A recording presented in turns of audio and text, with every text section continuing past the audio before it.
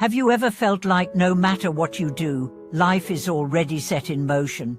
Have you ever wondered whether your efforts actually change anything, or are you simply walking a path already written in stone?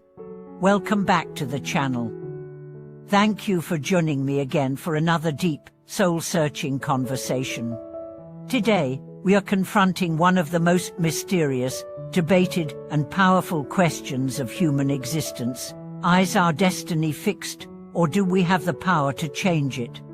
We've all had moments of helplessness, where life hits us hard, and we say to ourselves, maybe this was just meant to be. Other times, we feel the fire of free will burning inside us, and we think, no, or shape my future.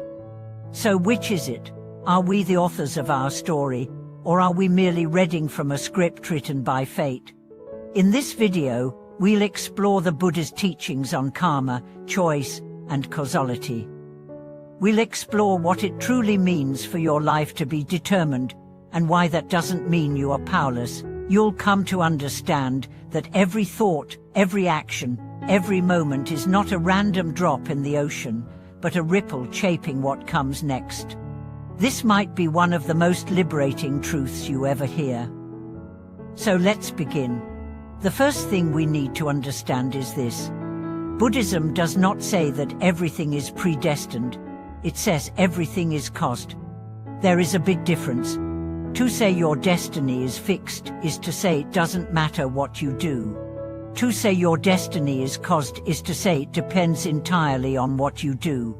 That's the core of karma, what punishment, what reward, but cause and effect. Imagine planting a seed. If you plant a mango seed, you will not get an apple tree. The result comes from the cause. In the same way, every thought you have, every action you take, is a seed. The way you speak to someone today can become the shape of that relationship tomorrow. The habits you practice today will become the tendencies of your future self. This is not magic. This is nature.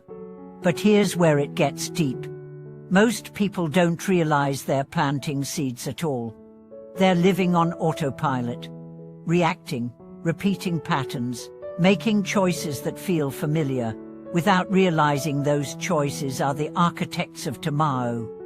So yes, your present is the result of your past, but your future is being written right now. Right now, with every word, with every belief, with every pause or reaction, you are shaping what comes next. Let's talk about beliefs.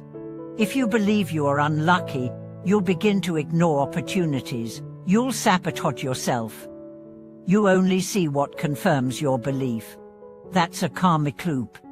Not because the universe hates you, but because you are unconsciously creating the same pattern again and again. But the moment you see the pattern, you are no longer trapped by it. You can choose differently. That's the hidden power most people never realize they have, awareness. Let me tell you a story. There was a man named Kaya. He was born into poverty. Every adult around him said the same thing. We are cursed. Nothing ever works out for us. He believed it. He dropped out of school. He stole. He ended up in jail by 19. One day, a prison counselor gave him a book about karma. He read one line that pierced his heart. Your life is not a punishment. It is a reflection. That one idea changed him. He thought, if my life reflects my past choices, what if I made different ones? He began meditating, studying, apologizing, serving. By the time he left prison, he had become a different man, not by luck, but by choice. He became a teacher, a mentor, a father. He said later, I used to think my life was cursed. Now I realize it was just unconscious. Once I woke up, everything changed. That is the truth. Awareness is liberation. You are not cursed. You are not stuck. You are simply being invited to wake up to the power you already have. Let's go deeper into how karma works. People often think karma is some cosmic system of justice, but karma is actually incredibly simple. It's just momentum. Whatever you repeat becomes stronger.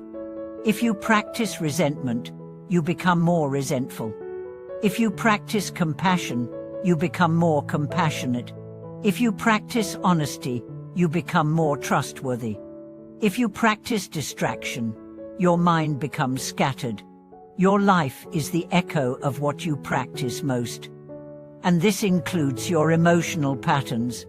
If you always respond to pain with avoidance, you'll keep planting seeds of fear. If you always respond to stress with anger, you'll keep reinforcing that cycle. But here's the beauty of it.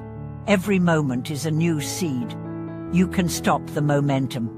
You can say, "Oh, I will not respond with fear this time. I will choose curiosity. I will choose courage." That single shift, repeated over time, reshapes your destiny. So let's revisit our original question. Is destiny fixed? Only if you remain unconscious.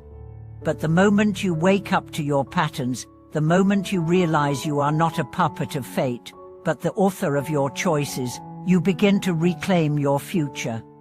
This is what the Buddha meant when he said, "With our thoughts, we make the world." Not with wishes, not with fantasies, but with sustained attention, sustained action, sustained integrity. There's a story of a king who asked a monk, "What is the best thing I can do for my future?" The monk replied, "Take full responsibility for your present." That's it. That's the secret. You are not responsible for your childhood. You are not responsible for the past pain others gave you. But you are responsible for what you do with that pain now. You are responsible for whether you repeat it or release it. That's the line between fate and freedom. Let's also talk about collective karma. Your personal choices shape your life. But our shared choices shape the world. When enough people choose kindness, compassion, wisdom, society changes. When people live by fear, greed, violence, the world suffers. So your actions matter, not just for you, but for all of us. Every choice you make is an offering, to suffering or to healing, to confusion or to clarity, to despair or to hope. And here's the most profound part. You don't have to be perfect. You just have to be awake. One conscious breath, one honest apology, one brave step, one act of forgiveness. These shift your trajectory. Over time, they become your new fate. Not by magic, but by the quiet power of repetition. So if you feel stuck, I want to tell you this. You are not too late. You have not missed your chance. Your past is a teacher, not a sentence. Your future is not written in stone, it is written in your next choice. Right now, in this moment, you are free. Free to reflect, free to choose, free to begin again. That is the gift of being human. That is the path of awakening. Thank you for watching this video. If this message touched your heart, I would love to hear your thoughts in the comments. What patterns are you ready to release? What future are you now choosing to create? Don't forget to like, subscribe, and share this with someone who needs to remember that they are not broken, they are just becoming. See you in the next video.